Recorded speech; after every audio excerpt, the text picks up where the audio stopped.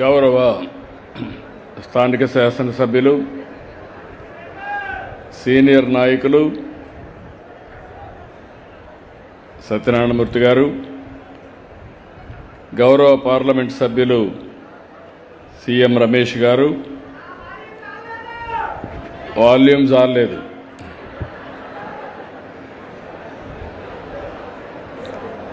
గౌరవ రాజ్యసభ సభ్యులు విజయ గారు, సహచర మంత్రివర్గ సభ్యులు రవీంద్ర గారు, నారాయణ గారు, స్వచ్ఛ ఆంధ్రప్రదేశ్ చైర్మన్ గౌరవనీయులు పట్టాభిరామ్ గారు, జిల్లా కలెక్టర్ గారు, ఈరోజు నేను అనకాపల్లి మన మాడుగుల నియోజకవర్గానికి వచ్చినప్పటి నుంచి చూస్తున్నా, మీ ఉత్సాహం చూసా, మీ అభిమానం చూసా. అవన్నీ చూసిన తర్వాత ఇప్పుడే నలుగురు పిల్లలు మాట్లాడారు, ఆధారగొట్టారు. వారు మాట్లాడిన తర్వాత ఈ 2 సంవత్సరాల ప్రభావం ఎంత బాగా పనిచేసిందంటే నేను చాలా గర్వపడుతున్నా. మనస్ఫూర్తిగా ఆ పిల్లల్ని అభినందిస్తున్నా. వాళ్లకు శిక్షణ ఇచ్చిన అధ్యాపకులను కూడా మనస్ఫూర్తిగా నమస్కారాలు తెలియజేసుకుంటున్నా. నేను ఫౌండేషన్ వేయడం కాదు, నిజమైన ఫౌండేషన్ స్కూల్ నుంచే ప్రారంభమవుతుంది. అలాంటి మహత్తర కార్యక్రమానికి శ్రీకారం చుట్టిన ఆ స్కూల్ యొక్క టీచర్స్ అందరినీ, హెడ్ మాస్టర్ని, అధ్యాపకులందరినీ కూడా మరొక్కసారి మనస్ఫూర్తిగా అభినందనలు, ధన్యవాదాలు.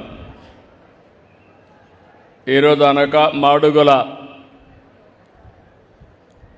ఇంత మునిపే రమేష్ గారు చెప్తున్నారు, ఇప్పుడు కాదు, మాడుగుల తెలుగుదేశం పార్టీ పెట్టినప్పటి నుంచి తెలుగుదేశం పార్టీకి కంచుకోట, ఈరోజు ఎన్డీఏకి కంచుకోట.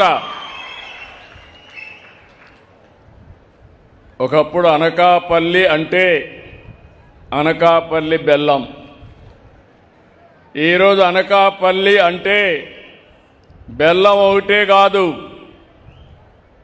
Arcelor Mittal steel plant, data సెంటర్లు.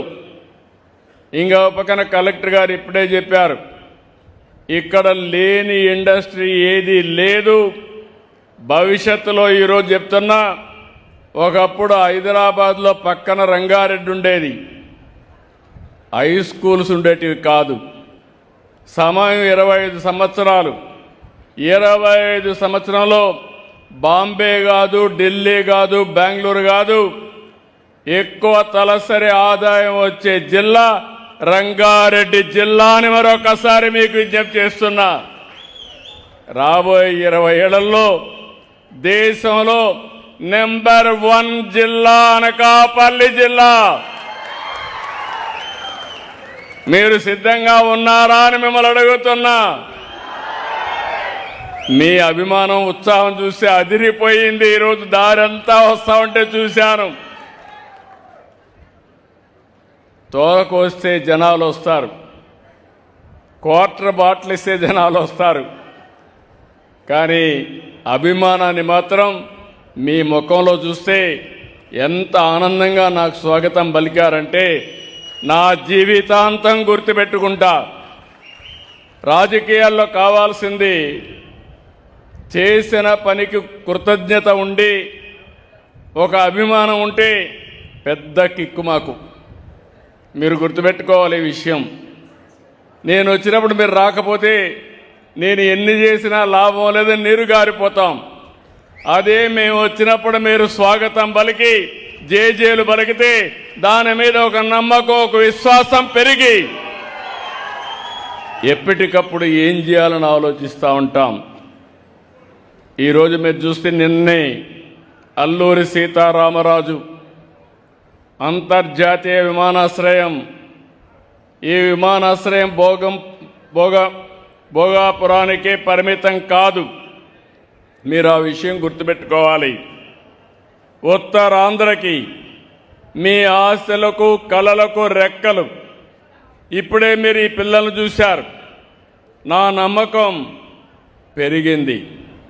దానికి కారణం ఈ చిన్న పిల్లలను కానీ ఇప్పటి నుంచే నేర్పిస్తే ప్రపంచాన్ని శాసించే శక్తి ఈ పిల్లలకు వస్తుందని చెప్పి కూడా నేను మీకు తెలియజేస్తున్నా. ఆంధ్రప్రదేశ్ అంటే ఒకప్పుడు 20 సంవత్సరాల కంటే ముందు నేను ఐటీకి ప్రాధాన్యత ఇచ్చా. ఈరోజు ప్రపంచంలో తెలుగు వారు ఎక్కడున్నా హైయెస్ట్ పర్ క్యాపిటల్ ఇన్కమ్. ఇప్పుడు నేను ఐటీ ఒకటే మాట్లాడడం లేదు, ఏఐ మాట్లాడుతున్నా, డేటా సెంటర్స్ మాట్లాడుతున్నా. నాకు ఎంత ఆనందంగా ఉందంటే ఇప్పుడే వాళ్ళు మాట్లాడినప్పుడు డేటా సెంటర్ గురించి, క్వాంటమ్ గురించి నాకు కూడా తెలియని విషయాలు వీళ్ళు మాట్లాడే పరిస్థితికి వచ్చారు. క్వాంటమ్ ప్రారంభించిన నాకు మామూలు కంప్యూటర్ కంటే 1000 రెట్లు స్పీడ్లో పనిచేస్తుందని ఆ అబ్బాయి చెప్పినప్పుడు నా మనసు పులకించిందని చెప్పి కూడా నేను మీకు మరొక్కసారి తెలియజేస్తున్నా. 4-5 దేశాల్లో ప్రపంచంలో ఫస్ట్ టైం మనం క్వాంటమ్ కంప్యూటర్ భారతదేశానికి వస్తూ ఉంది. ఆ కంప్యూటర్ మన రాష్ట్రానికి అమరావతికి రావడం గర్వకారణం అని మరొక్కసారి మీ అందరికీ విజ్ఞప్తి చేస్తున్నాను. ఇంకొక పక్కన తొందరలోనే అనకాపల్లికి, విశాఖపట్నానికి గోదావరి నీళ్లు తీసుకొస్తాం. తొందరలో అంటే ఎప్పుడో కాదు, ఫస్ట్ వీక్ ఆఫ్ సెప్టెంబర్ మళ్ళీ వస్తా, అనకాపల్లికి నీళ్లు తీసుకొచ్చి మీకు చూపిస్తానని మరొక్కసారి మీ అందరికీ హామీ ఇస్తున్నాను. అదే సమయంలో ఈ సంవత్సరం మళ్ళీ పనులన్నీ పూర్తి చేసి విశాఖపట్నానికి తీసుకొస్తాం, నీళ్లు తీసుకెళ్తాం. కొంతమంది మాట్లాడుతున్నారు, నాకెప్పుడు సవాళ్లే. నేను ఏ మంచి పని చేయాలన్నా ఇమ్మీడియట్గా వచ్చేస్తారు, ఏదంటే అది మాట్లాడతారు. ఇంకా డేటా సెంటర్ రాలేదు. గూగుల్ డేటా సెంటర్ మీరు చూస్తే ఒక్క అమెరికాలో ఉండి మొట్టమొదటిసారిగా ఇండియాకు వస్తామని, ఇండియాకు వచ్చిన తర్వాత ఎక్కడ పెట్టాలంటే అనుకూలమైన ప్రదేశం అని మన విశాఖపట్నం, ఒక సుందరమైన నగరం విశాఖపట్నానికి వచ్చారు. అది వస్తే బెంగళూరు కలవరపడింది, వేరే రాష్ట్రాలు ఆశ్చర్యపోయినాయి. కానీ ఇక్కడుండే వాళ్ళు మాత్రం ఒకరిద్దరు ఫ్లాగులు పట్టుకుంటారు వద్దని. డేటా సెంటర్ అంటే తెలియదు, లాభాలు తెలియవు, అంటే వాళ్ళకి కావాల్సింది రాజకీయం కావాలి, ఎవరో చెప్తే నమ్మాలి. ఇంతవరకు డేటా సెంటర్ కన్స్ట్రక్షనే ప్రారంభం కాలేదు, నీళ్లు ఇంకిపోయినాయంట, తాగడానికి నీళ్లు లేవంట. అది మాకు వద్దంటారు. నేను అడుగుతున్నా, ఇలాంటి పిల్లలు, వీళ్ళు మట్టిలో మాణిక్యాలు, వీళ్ళకు అవకాశాలు ఇస్తే ప్రపంచాన్ని శాసించే శక్తి ఉండే పిల్లలు మన పిల్లలని మరొకసారి మీకు తెలియజేస్తున్నా. అదే నా నమ్మకం. డేటా సెంటరు నేను 1 ప్రారంభిస్తే 5 వచ్చాయి, 5 గిగావాట్స్కి వచ్చాయి. ఈరోజు 5 గిగావాట్స్ ఇక్కడ వస్తే కొన్ని లక్షల మందికి ఏఐ ప్రొఫెషనల్స్గా తయారవుతారు, మంచి ఉద్యోగాలు వస్తాయి. ఆ ఉద్యోగాలు వస్తే ఆదాయం కూడా ఆకాశమే హద్దుగా ఉంటుంది ఇన్నోవేషన్లో. ఇంకో పక్క అన్నిటికి కావాల్సిన 3.5 టీఎంసీ నీళ్లు నాకు ఏదైతే పోలవరం నుంచి వచ్చే నీళ్లు నేరుగా గ్రావిటీతో వస్తాయి. ఈరోజు హామీ ఇస్తున్నా, అనకాపల్లి జిల్లా ప్రతి చెరువు, ప్రతి రిజర్వాయర్ నింపే బాధ్యత తీసుకుంటాం. దీనికి బ్రహ్మాండమైన, ఒకప్పుడు రంగారెడ్డి జిల్లాకి ఇంత అనుకూలత లేదు కానీ, నీళ్లు లేవు కానీ, ఇక్కడ నీళ్లు కూడా ఇస్తే బ్రహ్మాండంగా ముందుకు పోయే పరిస్థితి వస్తుంది. అయితే ఇక్కడికి వచ్చినప్పుడు అభివృద్ధి అంటే పరిశ్రమలు, పెట్టుబడులు, కంపెనీలే కాదు. అభివృద్ధి అంటే స్వచ్ఛమైన ప్రాంతాలు, ఆరోగ్యకరమైన జీవితాలు, పర్యావరణ పరిరక్షణ కూడా ఇప్పుడే వాళ్ళని చూస్తే వాళ్ళ స్కూల్లో చేసే విషయాలు మీరు చెప్పే పరిస్థితికి వచ్చారు. ఈ ప్రజానీకానికి విజ్ఞప్తి చేస్తున్నాను, 3వ శనివారం ప్రతి నెల నేను అందరికీ ఒకటే విజ్ఞప్తి చేసిన, ఏ పని చేయక్కర్లేదు, కొంపలేమీ కూలిపోవు. స్వచ్ఛత గురించి ఆలోచించండి, పరిశుభ్రత గురించి ఆలోచించండి, సమాజ హితం కోసం మీకు చేతనైనంత వరకు పనిచేయమన్నాను. ఇది కానీ మనం చేయగలిగితే, ఈరోజు మనం చూస్తున్నాం, మన ఇంటి ముందర ఎవరన్నా చెత్తేస్తే మనకు కోపం వస్తుంది, కానీ మన ఇంట్లో చెత్త మాత్రం తీసిపోయి రోడ్డు మీద వేస్తాం. ఇల్లు మనది, రోడ్డు మాత్రం మంది కాదనుకుంటున్నాం. రోడ్డు మనదే, ఇల్లు మనదేనే కానీ మనస్తత్వం వస్తే ఆటోమేటిక్గా చాలా సమస్యలు పరిష్కారం అవుతాయి. ఇక్కడే కోనేరు చూశాను, పేరేంటమ్మా కోనేరు, ధర్మ కోనేరును చూశాను. ఎంత ఆనందం కలిగిందంటే, ఎప్పుడో కట్టినటువంటి కోనేరుని, త్రాగునీరుండే కోనేరు రాను రాను కలుషితమైన నీళ్లు, బురద నీళ్లు అయిపోయి చాలా భయంకరంగా ఉంటే, ఈరోజు ఎవరైనా ఈ గ్రామం కానీ ఈ ప్రాంతం వాళ్ళు కానీ సాయంత్రం పోయి ఫ్రెష్ ఎయిర్ అక్కడ పీల్చుకొని చుట్టూరు ఒక 4 రౌండ్లు వేస్తే మీ ఆరోగ్యం ఆటోమేటిక్గా ఇంప్రూవ్ అయిపోతుందని చెప్పి కూడా నేను మీకు తెలియజేసుకుంటున్నా. అలాంటి మంచి కేంద్రాన్ని తయారు చేసే పరిస్థితికి వచ్చారు. ఈరోజు ఇక్కడ స్వచ్ఛాంధ్ర స్వర్ణాంధ్ర కార్యక్రమం మీ అందరినీ ఒకటే కోరుతున్నాం, ఇక్కడుండి పారిశుద్ధ కార్మికులను అభినందిస్తున్నాం. ప్రజలు, ప్రభుత్వ ఉద్యోగులు, స్వచ్ఛంద సంస్థలు స్వచ్ఛత కోసం ముందుకు వస్తున్నాయి. ఈరోజు ఈ కార్యక్రమంలో భాగస్వాములైన అందరినీ కూడా అభినందిస్తున్నాం. మన ఊరు మన బాధ్యత, ఈ సంకల్పం అందరూ తీసుకోవాల్సిన అవసరం ఉంది. పరిశుభ్రత అంటే రోడ్లను ఊడ్చడం, చెత్తను తరలించడం మాత్రమే కాదు, మన ఇల్లు, వీధి, కార్యాలయం, పాఠశాల, మార్కెట్, బహిరంగ ప్రదేశం, అన్ని ప్రాంతాలు పరిశుభ్రంగా ఉండాలి. అప్పుడే పరిశుభ్రమైన గ్రామాలుగా తయారవుతాయి, ఆరోగ్యకరమైన కుటుంబాలు వస్తాయి, స్వచ్ఛమైన పర్యావరణం వస్తుంది. దానికే నేను ఈరోజు ఆలోచించాను.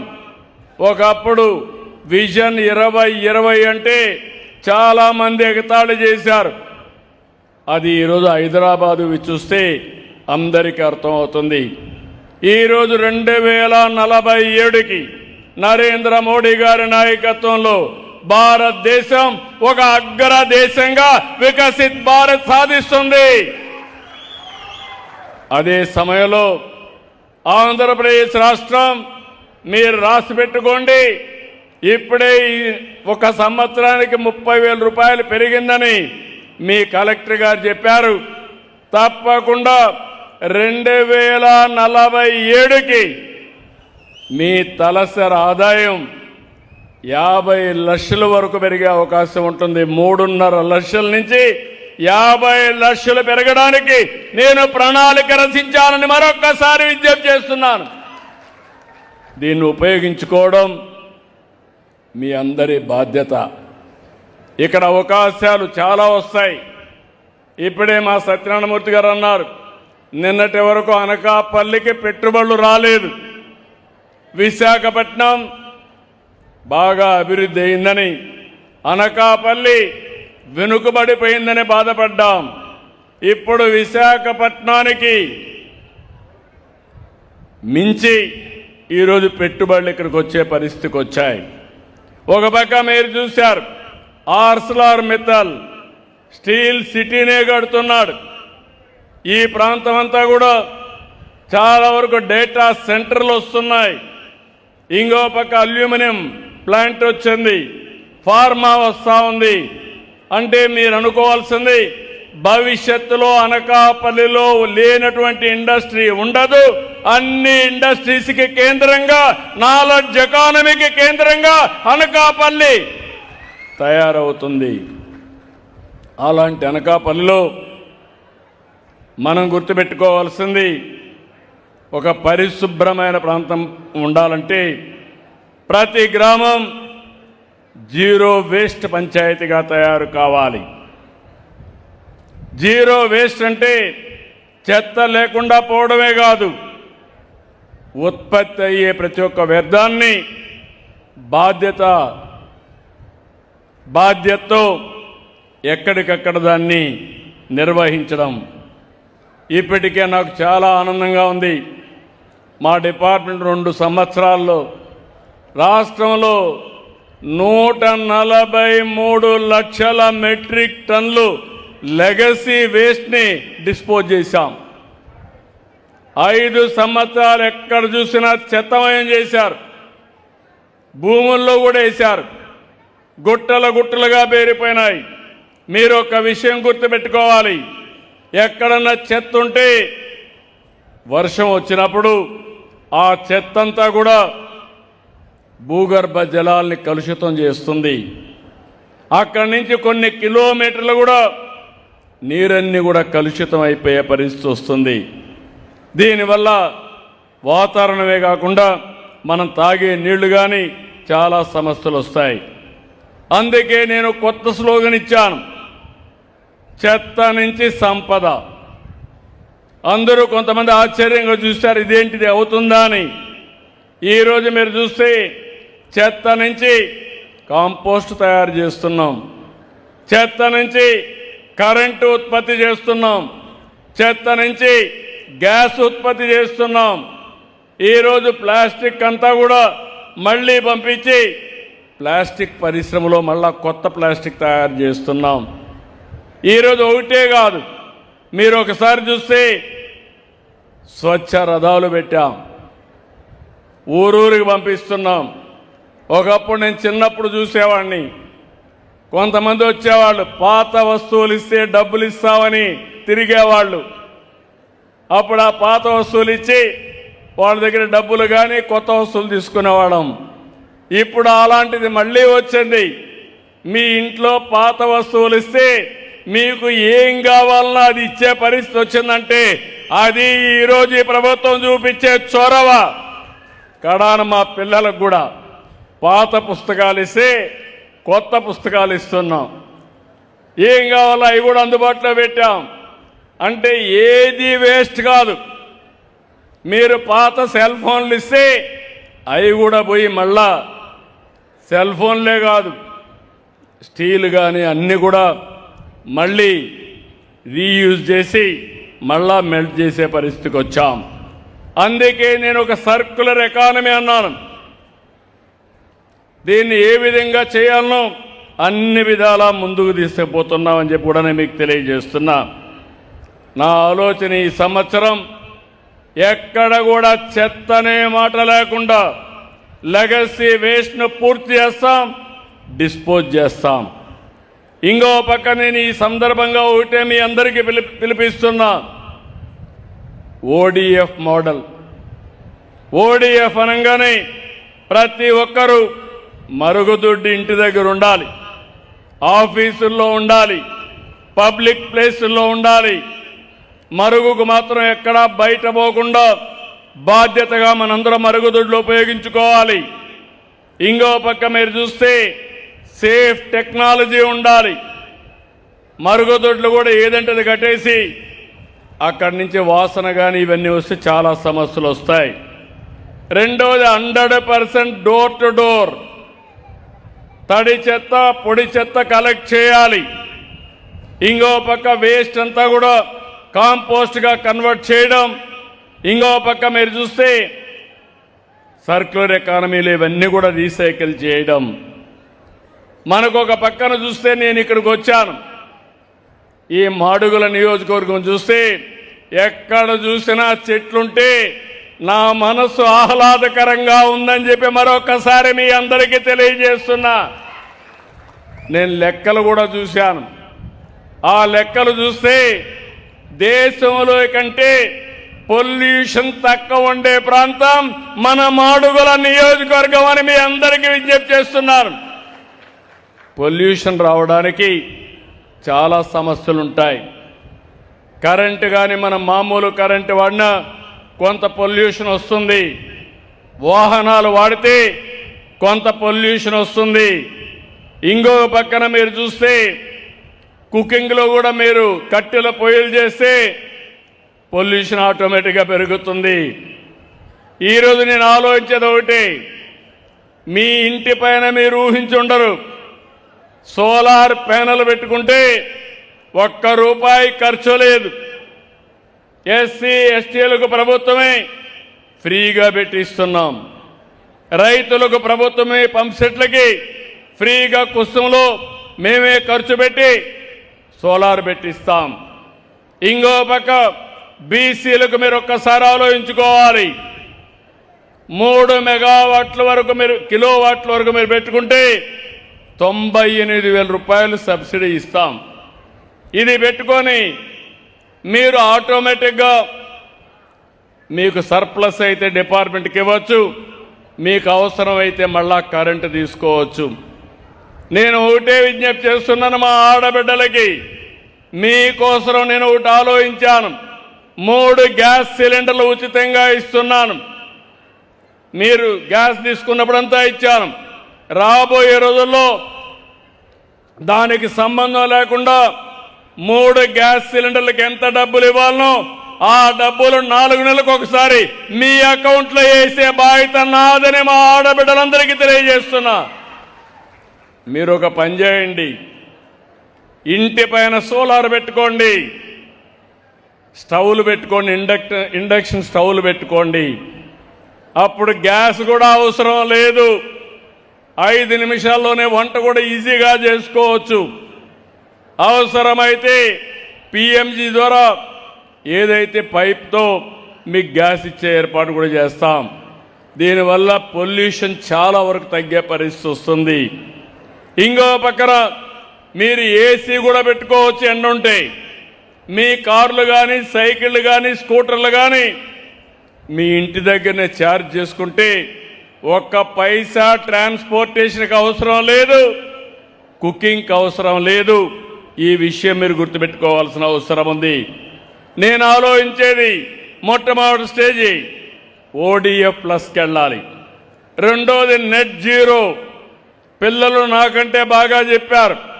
ఆ స్కూల్లో కురిసిన వర్షాన్ని భూగర్భ జలాలుగా మార్చడం, వాళ్ళ స్కూల్ పైనే సోలార్ ప్యానెల్ పెట్టి కరెంటు తయారు చేసుకోవడం. ఇంకో పక్క ఆ స్కూల్లో చెత్త ఉంటే దాన్ని కాంపోస్ట్గా తయారు చేసుకుని తద్వారా చెట్లకు కానీ కిచెన్ గార్డెన్కి కానీ పెంచుకోవడం. ఇప్పుడు చెట్లు పెట్టే కార్యక్రమం కూడా ప్రతి స్కూల్లో ఎక్కడ ప్లేస్ ఉంటే అక్కడ అరణ్యాలు తయారు చేయబోతున్నాం. అదే ఆ చిన్న పాప చాలా బ్రహ్మాండంగా చెప్పింది. మనస్ఫూర్తిగా అభినందనలు. నీకంతా కూడా ఆ పాపని నేను మనస్ఫూర్తిగా ఆశీర్వదిస్తున్నా. ఎంత 3వ తరగతి, చక్కని ఇంగ్లీషు, చక్కని భాష నాలెడ్జ్ కూడా.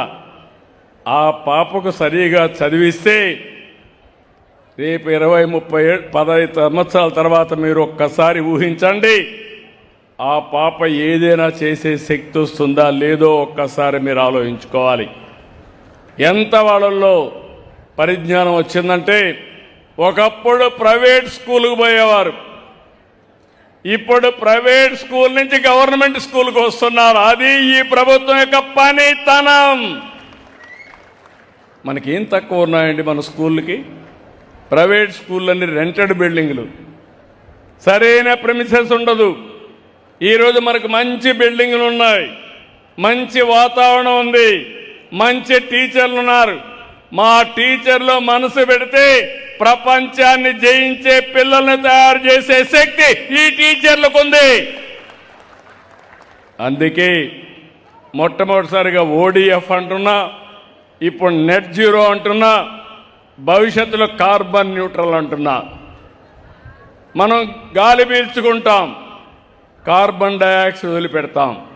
కార్బన్ డయాక్సైడ్ చెట్టు పీల్చుకుంటుంది, మళ్ళీ అది ఆక్సిజన్ వదిలిపెడుతుంది. ఇదొక సైకిల్.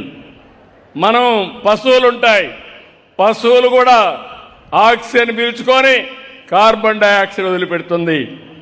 అంటే మనం గుర్తుపెట్టుకోవాల్సింది మన ఆరోగ్యం, పశువుల ఆరోగ్యం అన్నీ బాగుండాలంటే ఆక్సిజన్ ఎక్కువ ఉండాల్సిన అవసరం ఉంది.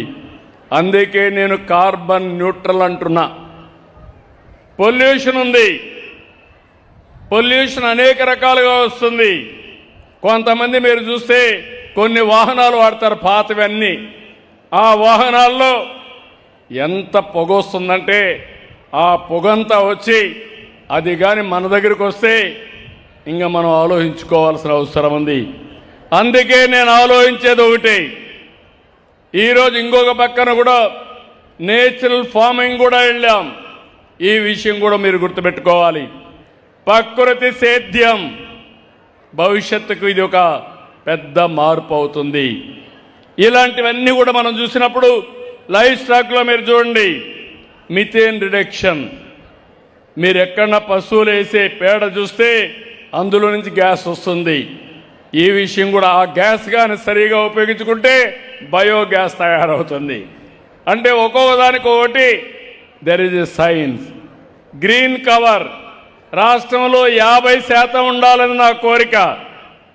అప్పుడే ప్రతి ఒక్కరికి సస్టైనబిలిటీ ఎన్విరాన్మెంట్ ఉంటుంది. ఇలాంటి చాలా సమస్యలు ఉంటాయి. నేను ఈరోజు మీ అందరికీ చూస్తే గడిచిన 1.5 సంవత్సరంగా నేను ఈ కార్యక్రమానికి శ్రీకారం చుట్టాను. నేను ఒకటే మీ అందరికీ హామీ ఇస్తున్నా, ఇప్పటితో వదిలిపెట్టను. మీ అందరి ఆరోగ్యం బాగుండే వరకు, దేశంలో ఆంధ్రప్రదేశ్ నెంబర్ 1గా తయారు చేసే వరకు ఇలాంటి కార్యక్రమాలతో మీ ముందుకు వస్తానని మరొక్కసారి తెలియజేస్తున్నా. సంక్షేమం ఇచ్చాం, మీరు చూశారు. ప్రతి కుటుంబానికి 4-5 కార్యక్రమాలు వచ్చాయి. సూపర్ 6లో తల్లికి వందనం. ఎంతమంది పిల్లలుంటే అంతమంది పిల్లలకి తల్లికి వందనం కింద మీ అకౌంట్లో డబ్బులు వేసామా లేదా అని అడుగుతున్నా. ఇంకొక పక్క అన్నదాత సుఖీభవ, కేంద్రం రాష్ట్రం కలిసి 20,000 రూపాయలు మీ అకౌంట్లో వేస్తున్నాం. ఇంకో పక్క మీరు చూస్తే మొదటి తారీఖున పేదల సేవలో 4,000, 6,000, 10,000, 15,000 రూపాయలు ఇచ్చే ఏకైక ప్రభుత్వం ప్రపంచంలో ఆంధ్రప్రదేశ్ ప్రభుత్వం. మానవతా దృక్పథంతో పనిచేస్తున్నాం. 35,000 కోట్ల రూపాయలు సంవత్సరానికి ఇస్తున్నాం. ఇప్పటికే దగ్గర 70,000 కోట్ల రూపాయలు ఇచ్చాం. ఇంకో పక్క మా స్త్రీ శక్తి, మా ఆడబిడ్డలు ఎక్కడికి పోవాలన్నా దర్జాగా ఎవ్వరి దయా దాక్షిణాలు లేకుండా దేవుని దర్శనానికి వెళ్ళొచ్చు. ఇంట్లో వాళ్ళ కోపం ఉంటే అమ్మగారింటికి వెళ్ళొచ్చు. తల్లిని చూడాలంటే మీరెళ్ళి చూసి రావచ్చు. పిల్లలు చదువుకోవాలంటే దర్జాగా స్కూల్కి పోవాలంటే ఏ బాధ లేకుండా బస్ ఎక్కి వెళ్ళొచ్చు. తొందరలోనే ఇది కూడా ఆలోచిస్తున్నాను. రాష్ట్రం మొత్తం గ్రామాల్లో కూడా ఏసీ బస్సులే వస్తాయి. పబ్లిక్ ట్రాన్స్పోర్ట్ మాత్రం పేదవాళ్ళందరూ ఎయిర్ కండిషన్ బస్సుల్లో తిరిగే రోజు తొందరలో వస్తుంది. అంటే దేనికోసం అంటే మీరు ఏసీ బస్సుల్లో తిరిగితే టైర్డ్ గారు, లేకపోతే ఆ గాలి ఎండ దుమ్ముతో మీరు పోయి వచ్చే లోపల టైర్డ్ అయిపోయే పరిస్థితికి వస్తారు. ఇలాంటివన్నీ కూడా చేసి నా ఆలోచన ఒకటి, ఆర్థిక అసమానతలు తగ్గించి అందరి జీవన ప్రమాణాలు పెంచాలనేది. ఒక కోటీశ్వరులు తయారు కావడం కాదు, పరిశ్రమలు పెట్టాలి, పారిశ్రామికవేత్తలు కావాలి. కానీ పేదవాడి జీవన ప్రమాణాలు పెరగాలి. అదే నిజమైన బెంచ్ మార్క్ అభివృద్ధికి. అందుకే నేను ఒక పక్క సంక్షేమ కార్యక్రమాలు ఇచ్చాం. ఇంకో పక్క డిపార్ట్మెంట్స్ అన్నిటికీ చెప్పి పేదవాళ్ళకు అనుకూలమైన కార్యక్రమాలు. ఈరోజు డాక్రా సంఘాలు చూశారు, నేనే పెట్టాను. ఈరోజు డాక్రా సంఘాలు పోయిన సంవత్సరం 1,00,000 మంది పారిశ్రామికవేత్తలుగా ఎంఎస్ఎంఈలు పెట్టారు. ఈ సంవత్సరం 5 లక్షలు పెడతారు. రాబోయే సంవత్సరం ఇంకొక 5 లక్షలు. స్వయం అనే పేరుతో ఒక బ్రాండే పెట్టారు. మీరు ఉత్పత్తి చేసే వస్తువులు మీ ఊర్లో కాకుండా, మీ జిల్లాలోనే కాకుండా దేశమంతా అమ్మే పరిస్థితి, ప్రపంచమంతా అమ్మే పరిస్థితి తీసుకొస్తాం. ఇలాంటి అనేకమైన ఆలోచనలతో ముందుకు వచ్చినప్పుడు ఒక పక్క సంక్షేమం, ఇంకొక పక్క అభివృద్ధి. అన్ని గ్రామాల్లో సిమెంట్ రోడ్లు, అన్ని గ్రామాల్లో మీరు చూస్తే స్కూల్ బిల్డింగ్లు, అదే మరి ఓడిఎఫ్ నెట్ జీరో. ఇంకో పక్క మీరు చూస్తే వ్యవసాయం పైన ఎక్కువ శ్రద్ధ పెట్టాం. ఈ సంవత్సరం వర్షాలు తక్కువ ఉన్నాయి, కానీ దానికి కూడా ప్రకృతి సేద్యంతో బ్యాలెన్స్ చేస్తున్నాం. ఇవన్నీ చేస్తూ సుపరిపాలన. మీ దగ్గర ఒక ఫోన్ ఉంటే చాలు, ఎక్కడికి పోయే పని లేదు, ఎంఆర్ఓ దగ్గరికి అవసరం లేదు, కలెక్టర్ దగ్గరికి పోయే పని లేదు. మీరు మెసేజ్ పెడితే నేరుగా పని చేసి మీకు చెప్పే రోజు వస్తుంది. అదే ఈరోజు జవాబుదారీతనం అని చెప్పి కూడా నేను మీకు తెలియజేస్తున్నా. నేను ఒక్క విషయం మీకు చెప్పాలి. ఇవన్నీ కూడా చేస్తూ 2 ఏళ్లలో విధ్వంసమైన ఆర్థిక వ్యవస్థని మళ్ళీ దారిలో పెట్టాం. సంక్షేమాన్నిచ్చి 5 ఏళ్ళు 1924 సంక్షేమ కార్యక్రమాలు ఇస్తున్నా, బటన్ నొక్కుతున్నా. నేను రోడ్డు కూడా వేయనని చెప్పి మాట్లాడారు. నేను అది మాట్లాడడం లేదు. ఒక పక్క సంక్షేమాన్ని ఇస్తాం, 2 సంక్షేమాన్ని ఇస్తాం, 2 అభివృద్ధి చేస్తాం. ఆ యాంగిల్లోనే మీరు చూస్తే అప్పటికి ఇప్పటికి రోడ్లు మారాయా లేదా అని మిమ్మల్ని అడుగుతున్నా. మారాయంటే గట్టిగా చప్పట్లు కూడా చెప్పండి మారిందని. ఇంకా నేను చేయాలి, చేస్తా. ప్రతి రోడ్డు అంతర్జాతీయ ప్రమాణాలతో రావాలి. నేషనల్ హైవేస్ అన్నీ, స్టేట్ హైవేస్ కూడా ఆ స్థాయికి రావాలి. పంచాయతీరాజ్ రోడ్స్ కూడా వేసుకోవాలి. అందులో మనం వీక్గా ఉన్నాం, డబ్బులు కూడా తక్కువ ఉంది. దానికి కూడా కేటాయించడం కోసం ముందుకు పోతామని చెప్పి కూడా నేను మీకు తెలియజేస్తున్నా. ఇంకో పక్క ఇవన్నీ చేస్తా ఉంటే నేను పచ్చదనం, పరిశుభ్రత, స్వచ్ఛత, స్వర్ణ ఆంధ్రప్రదేశ్ అయితే ఇందులో రాజకీయ చెత్తను కూడా కడిగేయాల్సిన అవసరం ఉంది. నేను ఈ విషయం మీ అందరికీ చెప్తున్నాను. ఇన్ని పనులు చేస్తే రేపు ఎలక్షన్ వస్తే మీరందరూ కూడా ఏం ఆలోచిస్తే ఎవరు డబ్బులు ఇస్తే వాళ్ళకు ఓట్లు ఇవ్వాలనుకుంటారు. అది మానాలి. నేను కూడా గట్టిగా మాట్లాడదాం అనుకుంటున్నాను. ప్రజలు నీతి నిజాయితీగా ఉంటే తప్పుడు రాజకీయాలు చేసే వ్యక్తులు తప్పులు చేయకుండా ఉండే పరిస్థితి వస్తుంది. అందుకే ఎన్నికల్లో డబ్బుల ప్రభావం లేకుండా చేయవలసిన బాధ్యత మీ అందరి పైన ఉంది. అది చేస్తామన్న రోజునే ఈ రాష్ట్రం స్వర్ణ ఆంధ్రప్రదేశ్ అవుతుందని మరొక్కసారి విజ్ఞప్తి చేస్తున్నా. ఇంకొక పక్క అరాచకాలు పోవాలి. ఈరోజు మీరు ఒకసారి చూడండి, 5 సంవత్సరాలు ఈ రాష్ట్రంలో, ఆ పార్టీ పేరు నేను చెప్పను కానీ ఇటీవల అందరూ కూడా గొడ్డలి పార్టీ అంటున్నాం. నేను కూడా అంటున్నా, నేను ఎప్పుడు కూడా విమర్శించను. కానీ ఒక పార్టీ విధ్వంసాన్ని నమ్ముకొని, నేరాలు ఘోరాలు చేయడం నమ్ముకొని అనునిత్యం అదే చేస్తే అది చాలా డేంజర్ కూడా. 1924 నకిలీ మద్యం 30,000 మంది చనిపోయారు. కొన్ని లక్షల మంది అనారోగ్యం పాలైపోయారు. ఇష్టానుసారంగా కలుషితమైన మద్యంతో రాష్ట్రాన్ని సర్వనాశనం చేసి వీళ్ళు స్వార్థంతో ముందుకు పోయే పరిస్థితి వచ్చింది. మన భూమి ఇష్టానుసారంగా ల్యాండ్ టైటిలింగ్ యాక్ట్ తీసుకొచ్చి మన భూములన్నీ 22A కింద పెట్టారు, భూ కబ్జాలు చేశారు. ఈ సమస్య పరిష్కారం చేయడానికి నాకు 3 సంవత్సరాలు అవుతా ఉంది. ప్రతి నెల 9వ తారీఖున మీ భూమి మీ హక్కు కింద రెవెన్యూ యంత్రాంగాన్ని, జిల్లా యంత్రాంగాన్ని సమాయత్తం చేశాను. ఇప్పటికి సగం అయింది, ఇంకా సగం కావాలి. మార్చి లోపల పూర్తి చేయాలని టార్గెట్ పెట్టుకున్నాను. ఆ తర్వాత మీరు చూస్తే మీకు ఇచ్చే పట్టాదారు పాస్ పుస్తకం పగడ్బందీగా సర్వే చేసి బ్లాక్ చైన్ టెక్నాలజీ పెట్టి క్యూఆర్ కోడ్ పెట్టి ఎవ్వరు ట్యాంపర్ చేయకుండా మీ భూమి మీ పేరుతో ఉంటుంది, అది మీ హక్కుగా శాశ్వతంగా చేస్తామని మీ అందరికీ తెలియజేస్తున్నా. ఒక దుర్మార్గాన్ని సరిచేయడానికి 3 సంవత్సరాలు, మీరు ఆ విషయం గుర్తుపెట్టుకోవాలి. రెండోది, హిందూ దేవాలయాల్ని మొత్తం భక్తుల యొక్క మనోభావాలు దెబ్బతీసే విధంగా చేశారు.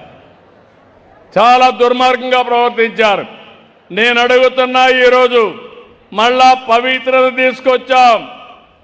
ఒకప్పుడు వెంకటేశ్వర స్వామి దేవాలయంలో కల్తీ నెయ్యితో లడ్డు ప్రసాదాలు చేసే పరిస్థితి నుంచి ఈరోజు స్వచ్ఛమైన నెయ్యే కాకుండా పవిత్రమైన భావంతో వెంకటేశ్వర స్వామికి సేవలు అందిస్తున్నాం. అన్ని దేవాలయాల్లో ఈ పనికి శ్రీకారం చుట్టాం. నేను ఒకటే మీ అందరికీ విజ్ఞప్తి చేస్తున్నా, ఎవరైనా దేవాలయాల దృష్టి దగ్గరకు వస్తే కబద్దార్ జాగ్రత్తగా ఉండండి, ఎవరిని వదిలిపెట్టవని మరొక్కసారి హెచ్చరిస్తున్నా. ఇవన్నీ చేసిన తర్వాత ఈ పిల్లల్ని మీరు చూశారు. మొన్నే డిఎస్సి పెట్టాం, మెగా డిఎస్సి పెట్టాను. పిల్లలు బాగా చదువుకున్నారు.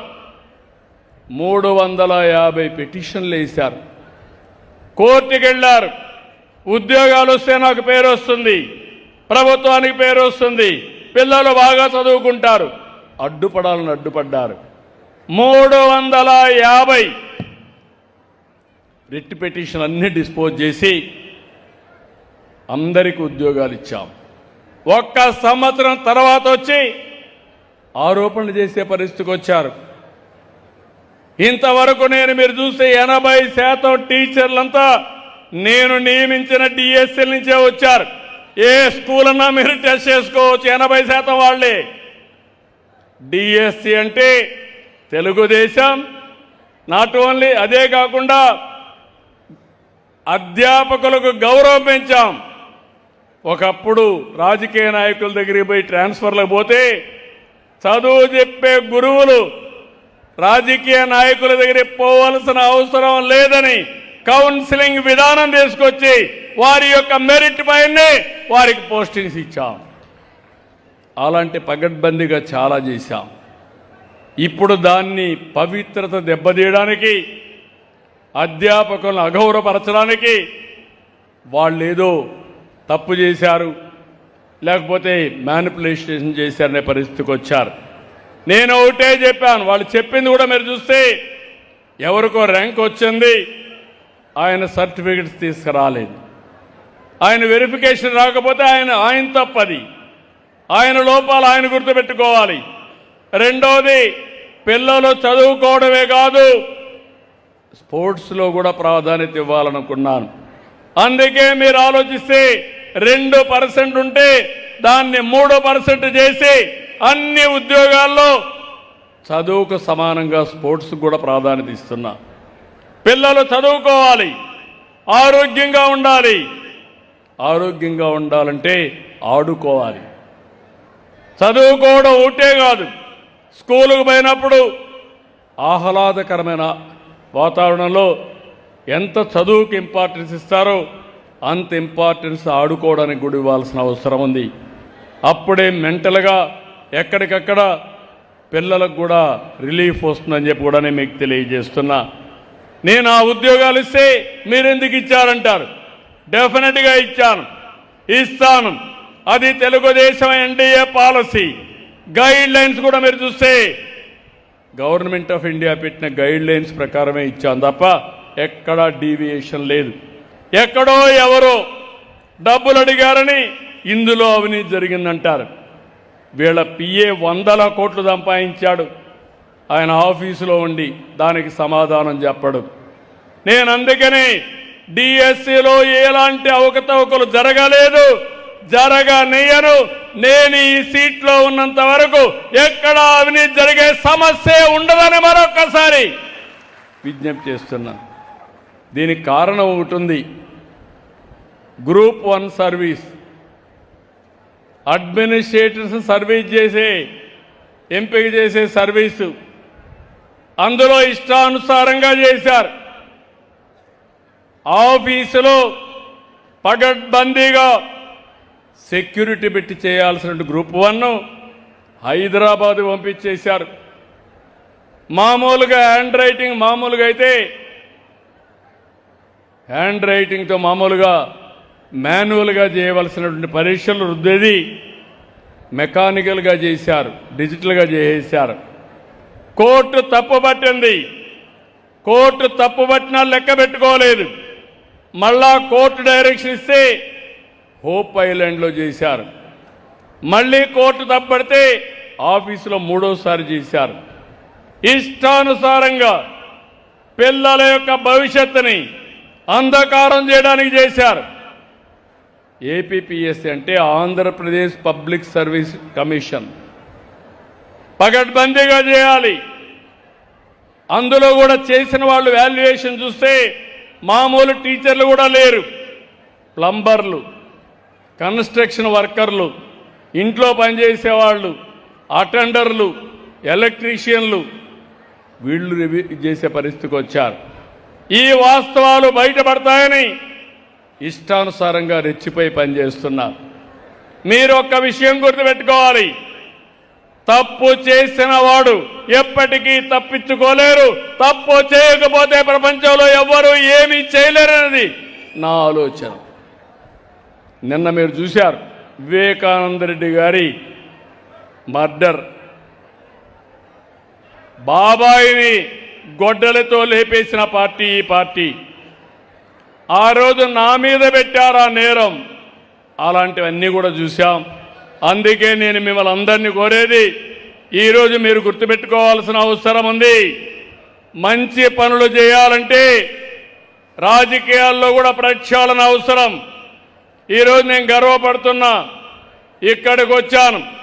ఈరోజు ఒక మంచి కార్యక్రమాన్ని చేసి వచ్చాను.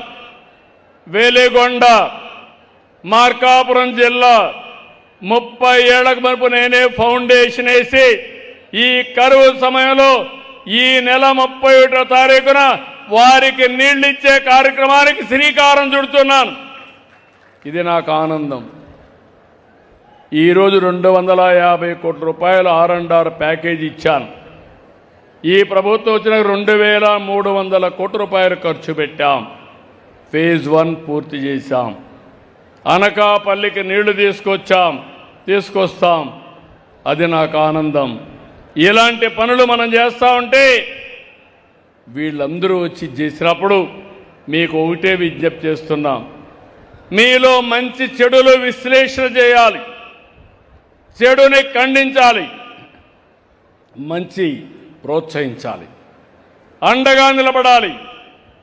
రేపు రాబోయే రోజుల్లో ఎవరు తప్పు చేసినా ఖండించే పరిస్థితి మీలో వస్తే తప్పులు చేసేవాళ్ళు చేయరని చెప్పి నేను మీకు తెలియజేసుకుంటున్నా. ఈరోజు ఈ విషయాలన్నీ చేసి నేను ఒకటే మీ అందరికీ విజ్ఞప్తి చేస్తున్నా. నేను ఎన్ని ఇబ్బందులు వచ్చినా, ఎన్ని అడ్డంకులు వచ్చినా నా లక్ష్యంలో మార్పు ఉండదు. నా లక్ష్యం స్వర్ణాంధ్ర, స్వచ్ఛాంధ్ర. దీన్ని నిర్మించే వరకు మీకు అండగా ఉంటానని మరొకసారి హామీ ఇస్తూ హెల్తీ, వెల్తీ, హ్యాపీ సొసైటీ నిర్మాణమే ధ్యేయంగా ముందుకు పోతామని చెప్పి తెలియజేసుకుంటూ, ఇప్పుడే మీ ఎమ్మెల్యే గారు చెప్పినటువంటి 3-4 ఇష్యూలు చెప్పారు. తప్పకుండా ఇండస్ట్రీస్ వస్తాయి. తొందరలో నేను కూడా ప్రయత్నం చేస్తా. కలెక్టర్ గారికి ఆదేశాలు ఇస్తున్నా. ఒక 10,000 ఎకరాలు 5,000 ఎకరాలు గవర్నమెంట్ ల్యాండ్ కానీ ప్రైవేట్ ఉంటే మంచి ఇండస్ట్రియల్ టౌన్షిప్ కూడా తయారు చేయండి. తప్పకుండా ఎక్కడ ఇండస్ట్రీ వచ్చినా మార్కెట్ చేసే బాధ్యత, ఇండస్ట్రీస్ తీసుకొచ్చే బాధ్యత నేను తీసుకుంటానని మీ అందరికీ హామీ ఇస్తున్నా. అది వస్తే ఇక్కడి నుంచి అనకాపల్లికి కూడా పోయే పరిస్థితి ఉండదు. రెండోది ఎన్టీఆర్ రిజర్వాయర్ 29 కోట్లు అవుతుందన్నాడు. తప్పకుండా ఇది స్టార్ట్ చేస్తాం. సత్యనారాయణమూర్తి గారు చెప్పిన ఈ ప్రాజెక్టు కూడా పూర్తి అవుతుందని చెప్పి నేను మీకు తెలియజేస్తున్నా. ఇక్కడ ఉద్యోగాలు వస్తున్నాయి, జిల్లా అంతా ఉద్యోగాలు వస్తాయి. అవసరమైతే ఒక పాలిటెక్నిక్ అంతా కూడా స్కిల్ సెంటర్, స్కిల్ యూనివర్సిటీ కింద పెట్టి ఉద్యోగాలకు కావాల్సిన స్కిల్స్ అన్నీ ఇప్పించి మీకు ఉద్యోగాలు కల్పించే బాధ్యత ఒక స్కిల్ యూనివర్సిటీ ఇక్కడ పెడతామని మీ అందరికీ హామీ ఇస్తున్నాను. దానివల్ల చాలా వరకు వస్తాయి. తర్వాత కాలేజీలు చాలా వస్తాయి. కాలేజీలు పెద్ద సమస్య కాదు. రైవాడ ఇది కూడా చాలా ముఖ్యమైన ప్రాజెక్టు. ఈ ప్రాజెక్ట్ని పూర్తి చేసి ఏమాత్రం డేంజర్ ఉన్నా సర్వే చేసామన్నారు. ఇది కూడా దానిపైన శ్రద్ధ పెడతా.